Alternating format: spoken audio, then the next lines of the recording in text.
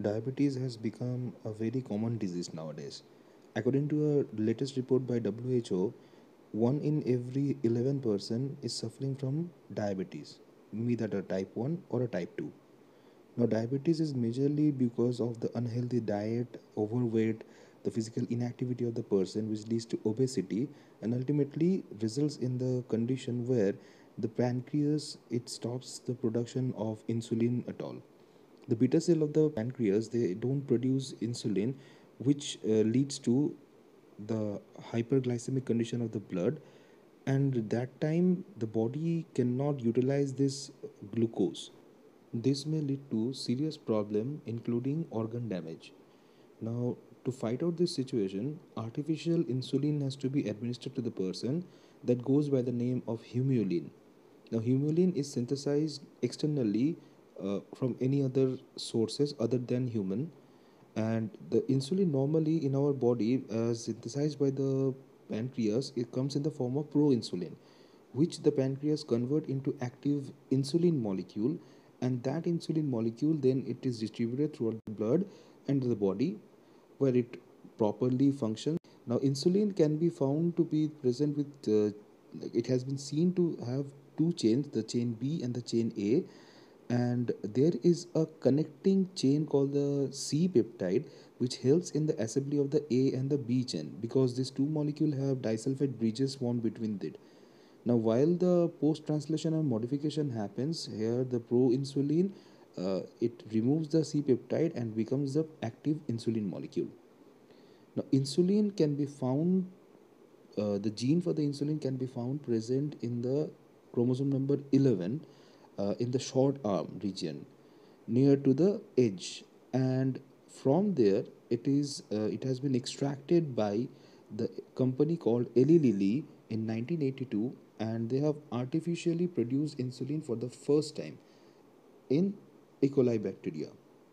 Now, what they did was they took the DNA from that particular DNA from the human chromosome, and then it has been artificially introduced inside the bacteria via a plasmid, and that recombinant bacteria, that recombinant plasmid, it then is transformed inside the bacteria, and the bacteria it grows and produce the insulin in a bioreactor. Now, the major problem was this C peptide.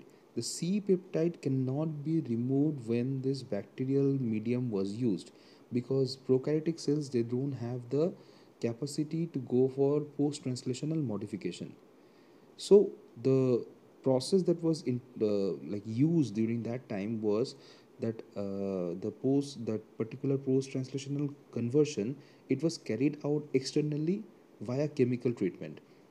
It was found that the chemical treatment was not causing any problem to the humankind, and thus this medicine was made. The humulin was produced for the first time, and the humulin was then distributed throughout the world. What actually happened was this was actually not that much cost effective.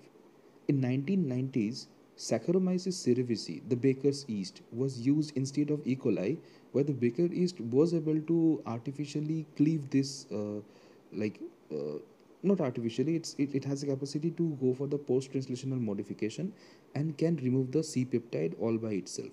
It's just modified slightly, and thus the particular organism, that yeast, is able to like cleave this C peptide and produce the humulin directly.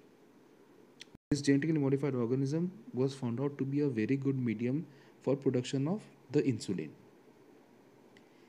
The latest simplified method that human is using is by means of pig.